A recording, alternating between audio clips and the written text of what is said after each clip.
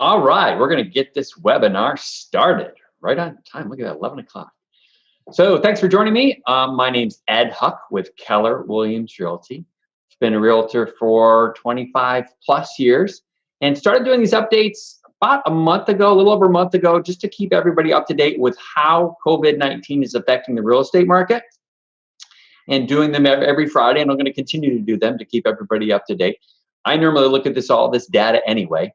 And I've been having a lot of customers reaching out to us wanting to know what's been going on with the market. So I said, let's just start putting these together and shipping them out to everybody. So let me dive in. So let's kind of review what's been happening and where we started. So today is April 17th, 2020. And a quick review from where we were from when I started this. So week one, when I did this, was the end of March. It was March 20th. You know, the pandemic had just started really ramping up. Schools had closed in Ohio on the 12th. That was obviously a big shakeup for everybody, trying to figure out how to manage that. The real estate market, we reviewed, and if you go back and watch week one's video, it kind of outlines the differences between what we see happening with this shift in the market and the crash of 2008. A lot of really big different economic issues happening back then. So I took about a half hour or so and kind of walked through everything that was happening then versus what everything's happening now. The big point to take away is it's very different. And I don't think, as far as real estate's related, we will see some type of shift through all this. We're not going to see the huge crash that we had back in 2008. The next week, week two, we talked more about what was happening locally in Ohio. The governor had issued the stay-in-place order. The end of that week, they did assign real estate as essential, and we were able to still practice real estate. The stock market obviously took a huge crash that week. We did start to see some slight changes in the real estate market. Interest rates were on a roller coaster ride because they're tied, obviously, to well, we don't need to go into all that, but they're tied into the market, and secondary markets with bond rates and et cetera. Week three, ending April 3rd, more and more states were issuing stay-in-place orders. The stock market was still a yo-yo, going up and down. You couldn't turn on the news without watching the stock market or hearing something more about the stock market. That's when we really did start to see some changes in the real estate market. New listings coming on the market was down about 30%. The interesting thing there was, as a realtor, we weren't sure what was going to happen. You know, the reason this governor deemed real estate essential in Ohio is because there were so many buyers and sellers that were in the middle of a transaction that if they weren't deemed essential, these folks wouldn't have anywhere to go. So we were able to still kind of keep the deals churning along that were in the pipeline. But this is the first week when we really saw, this is the end of April, the 3rd of April, that week, where we noticed our listing inventory really start to slow down. What was happening is the people that didn't have to move weren't listing their houses. We also noticed fewer showings, especially in the higher end homes. The end of last week, so the week ending April 10th, more and more states were issuing stay-in-place orders. We did start to see some flattening the curve, at least here in Ohio. The stock market was still pretty violent up and down, but not the huge swings that they were seeing in the previous weeks. And real estate, and then obviously, I didn't mention this in the previous weeks, but yeah, the unemployment rate went through the roof, obviously. You know, our heart goes out to everybody that's lost their job and that's been affected with this, either the loss of a loved one. Oh my gosh, I can't imagine that, or all the people that have been affected from all the layoffs and closings. It's devastating for sure. To get back on track, so we've started to see the market started to stabilize in real estate. New listings are still down about 30% for that week. The interesting thing we saw though is new listings were down about 30%, but listings going under contract was only down about 20%. The other thing that really happened last week is we really started to see lenders and things shaking up in the lending world. A lot of lenders started tightening their internal guidelines when it came to lending money to borrowers. The interesting part about that is Fannie Mae, Freddie Mac, HUD, so for an FHA mortgage, they haven't touched their guidelines. But internally, a lot of mortgage companies that interpret those guidelines have tightened up those guidelines. And then week 5, so we see in the last 7 days, a lot more flattening of the curve as far as people getting corona or COVID-19 and or dying from COVID-19. The stock market, still some big up and down swings, but not the huge swings we saw in previous weeks. Unemployment still at staggering record levels. There is a little bit light at the tunnel finally. So last night, both the president and the governor of Ohio had issued outlines how we're going to slowly start to reopen parts of the economy and start to lift some of those stay-in-place orders. So let's dig into some more of the market stats. So if you love stats, hang on. We've got some great stats for you here. Let me go reshare a different screen. So what you're looking at here is our trend graphics report for the last 2 years for our western suburbs. This is kind of everything west of 77 out to, say, Sheffield, Avon Lake, North Ridgeville, down towards like Columbia Station, through Strongsville. I would argue that the same things are happening on the east side that are on the west side. So these stats are probably pretty similar. You can see before we had any of this shift, this light green bar is the number of homes for sale. Dark green is the number of transfers. Red is pending, meaning the month that a house has gone under contract, or they've accepted a contract. The way that works in the real estate world is then about 30 to 45 days after it goes under contract, it will normally transfer. And then the blue line is new listings.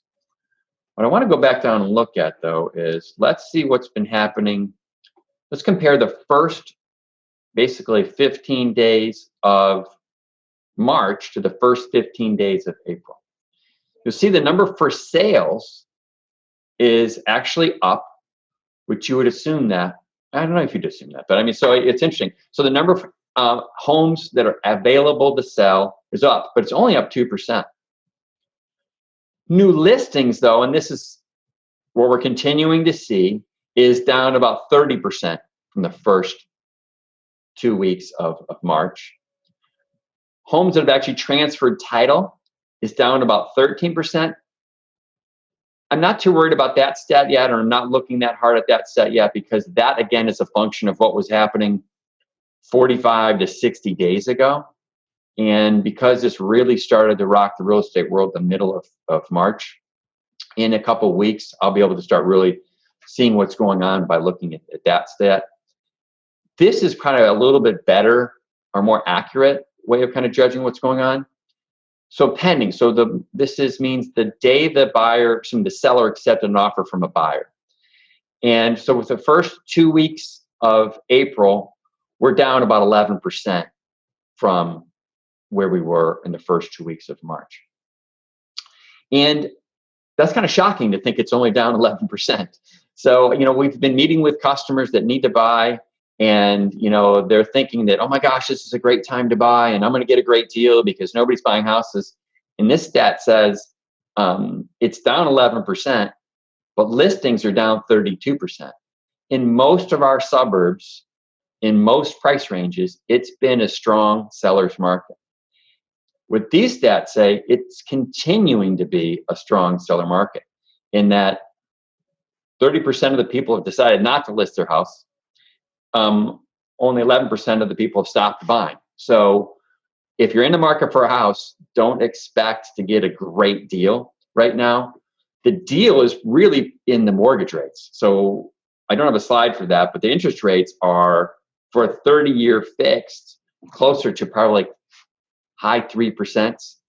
15-year with 20% down is mid twos.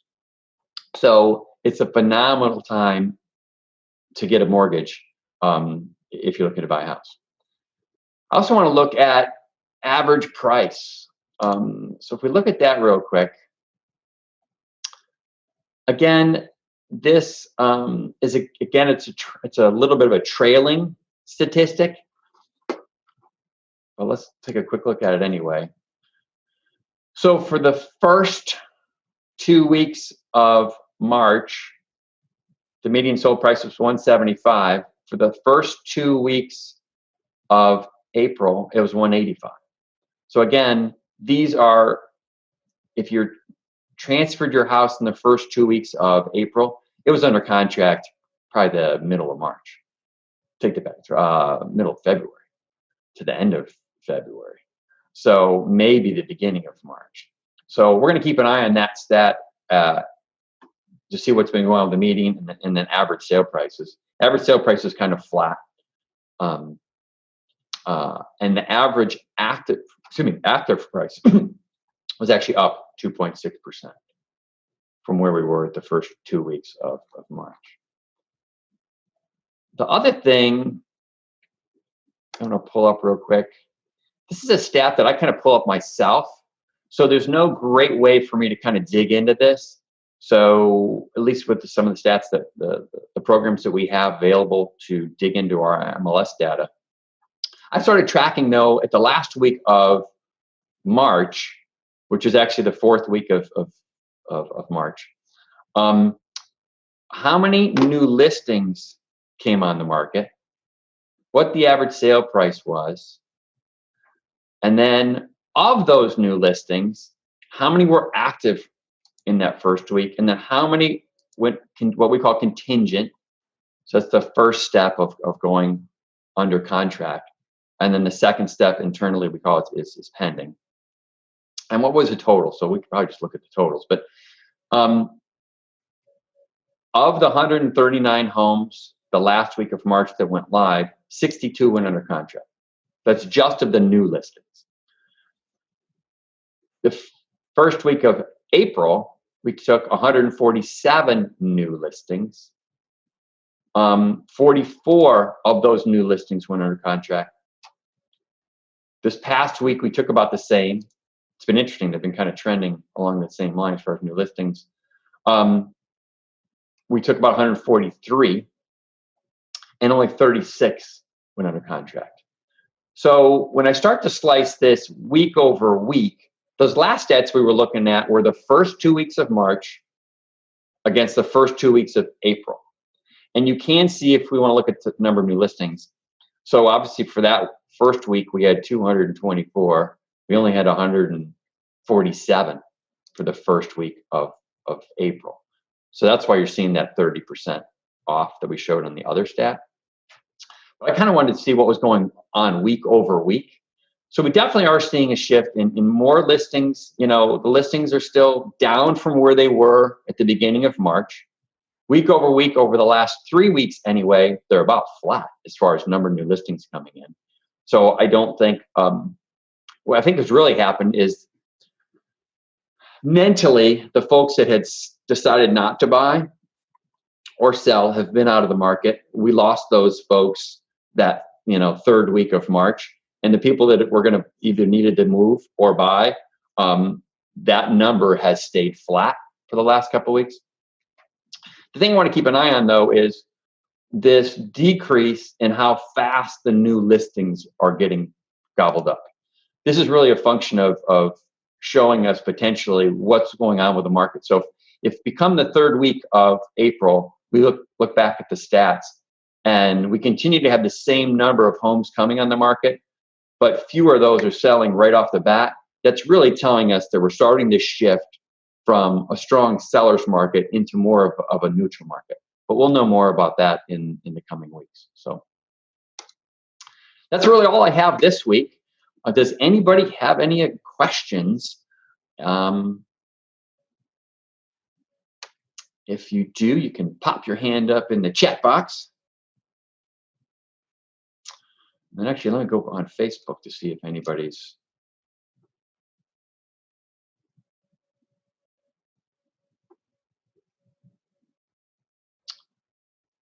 No questions this week. All right. Well, great. Stay in touch.